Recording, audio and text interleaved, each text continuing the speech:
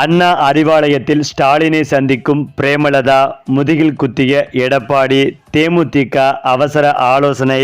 அதாவது எடப்பாடி பழனிசாமி முதுகில் குத்திவிட்டார் என தேமுதிக பொதுச் செயலாளர் பிரேமலதா விஜயகாந்த் நடைபெற்ற கட்சி கூட்டத்தில் பேசியதாக தகவல் வெளியாகி உள்ளது. அந்த வகையில் சென்னை தி.நகரில் தேமுதிக பூத் கமிட்டி நிர்வாகிகள் ஆலோசனை கூட்டம் நடைபெற்றது. இந்த கூட்டத்திற்கு தேமுதிக பொதுச் செயலாளர் பிரேமலதா விஜயகாந்த் தலைமை வகித்துள்ளார். இந்த கூட்டத்தில் கட்சி நிர்வாகிகள் மத்தியில் பேசிய பிரேமலதா, எடப்பாடி பழனிசாமியை கடுமையாக விமர்சித்து பேசியதாக தகவல்கள் வெளியாகி வருகிறது. அதேபோல் எம்ஜிஆர் ஜெயலலிதா காலத்தில் கூட ராஜ்யசபா எம்பி பதவி தொடர்பான கூட்டணி ஒப்பந்தத்தில் தேதி குறிப்பிட்டு கையெழுத்திடுவதில்லை என எடப்பாடி பழனிசாமி சொன்னார். அதே போலதான் தேமுதிகவுடன் கூட்டணி ஒப்பந்தத்தில் தேதி குறிப்பிடாமல் கையெழுத்திட்டார்.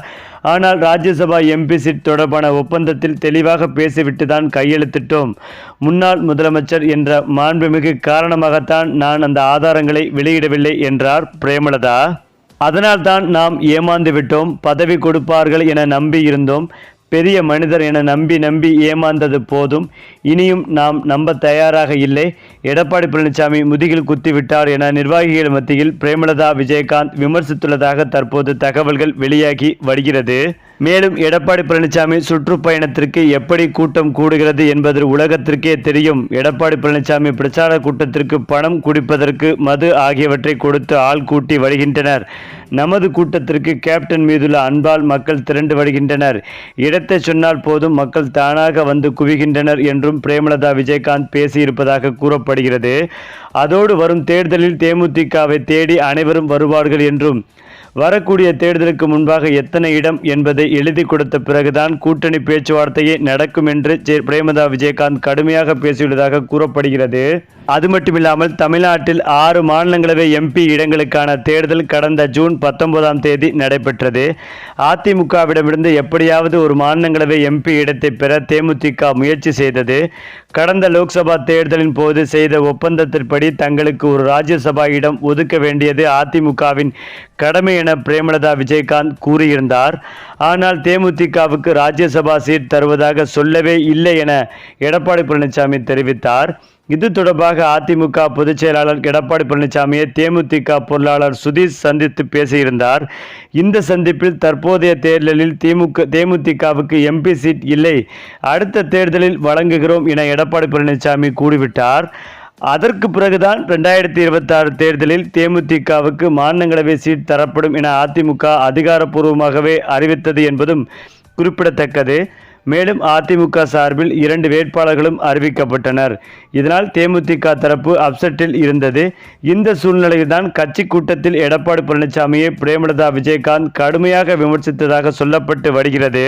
அது மட்டுமில்லாமல் தமிழ்நாட்டில் 2024 நாடாளுமன்ற தேர்தலுக்கு முன்பு அதிமுக தலைமையிலான கூட்டணியில் தேமுதிக, பாட்டாளி மக்கள் கட்சி, எஸ்டிபிஐ உள்ளிட்ட கட்சிகள் இணைந்தன. இந்த கூட்டணி உருவாக்கப்படும் போது தேமுதிகவுக்கு 4 மக்களவை தொகுதிகள் ஒதுக்கப்பட்டன. மேலும் ஒரு மாநிலங்களவை உறுப்பினர் பதவி, ராஜ்யசபா சீட் வழங்கப்படும் என்று எழுத்துப்பூர்வமாக வாய்மொழியாகவும் உறுதியளிக்கப்பட்டதாக தேமுதிக தரப்பு கூறி வருகிறது. அதேபோல் இந்த ஒப்பந்தம் 2024 தேர்தல் பேச்சுவார்த்தைகளின் ஒரு முக்கிய அம்சமாக இருந்தது. தமிழ்நாட்டிற்கு ஒதுக்கப்பட்ட 18 மாநிலங்களவை உறுப்பினர்களில் 6 பேரின் பதவிக்காலம் 2025 ஜூலை 24ஆம் தேதியுடன் முடிவடைந்தது. இந்த காலி இடங்களை நிரப்புவதற்காக இந்திய தேர்தல் ஆணையம் தேர்தல் நடத்தப்படும் என அறிவித்தது. அதிமுக தனது வேட்பாளர்களாக வழக்கறிஞர் ஐ.எஸ். இன்பதுரை மற்றும் செங்கல்பட்டு கிழக்கு மாவட்ட அவைத்தலைவர் தனபால் ஆகியோரை அறிவித்தது. ஆனால் தேமுதிகவுக்கு எந்த ஒரு மாநிலங்களவை இடமும் ஒதுக்கப்படவில்லை. இது தேமுதிக தரப்பில் அதிருப்திகளை ஏற்படுத்தியது. எழுத்துப்பூர்வமாக எடப்பாடி பழனிசாமி தங்களுக்கு உறுதியளித்ததாக அப்போதே பிரேமலதா தெரிவித்திருந்தார் என்பதும் குறிப்பிடத்தக்கது. ஆனால் மாநிலங்களவை உறுப்பினர் பதவி கொடுக்காதது சர்ச்சையில் ஏற்படுத்தி வந்த நிலையில்தான் தேமுதிக நிர்வாகிகள் கூட்டத்தில் கட்சியின் பொதுச் செயலாளர் பிரேமலதா விஜயகாந்த் கலந்து கொண்டார். அப்போது பேசிய அவர் எடப்பாடி பழனிசாமி முதுகில் குத்திவிட்டதாக தெரிவித்தார்.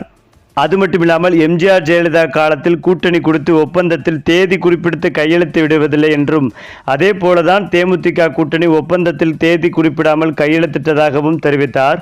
அதனால்தான் நாம் ஏமாந்து விட்டோம் என்று பிரேமலதா தனது ஆதங்கத்தை வெளிப்படுத்தினார். குறிப்பாக தமிழ்நாட்டில் 2024 நாடாளுமன்ற தேர்தலுக்கு முன்பு அதிமுக தலைமையிலான கூட்டணியில் தேமுதிக, பாட்டாளி மக்கள் கட்சி, எஸ்டிபிஐ உள்ளிட்ட கட்சிகள் இணைந்தன. இந்த கூட்டணி உருவாக்கப்படும் போது தேமுதிகவுக்கு 4 மக்களவை தொகுதிகள் ஒதுக்கப்பட்டன. மேலும் ஒரு மாநிலங்களவை உறுப்பினர் பதவி, அதாவது ராஜ்யசபா சீட் வழங்கப்படும் என்றும் அறிவிக்கப்பட்டது. இதை எழுத்துப்பூர்வமாகவும் வாய்மொழியாகவும் உறுதியளிக்கப்பட்டதாக தேமுதிக தரப்பு கூறி வருகிறது. அதேபோல் தேமுதிக நிர்வாகிகளுக்கு செப்டம்பர் மாதத்திற்குள் பூத் கமிட்டி பணிகளை நிறைவு செய்ய வேண்டும். தேர்தலுக்கு சில மாதங்களே உள்ள நிலையில் கடினமாக உழைக்க வேண்டும்.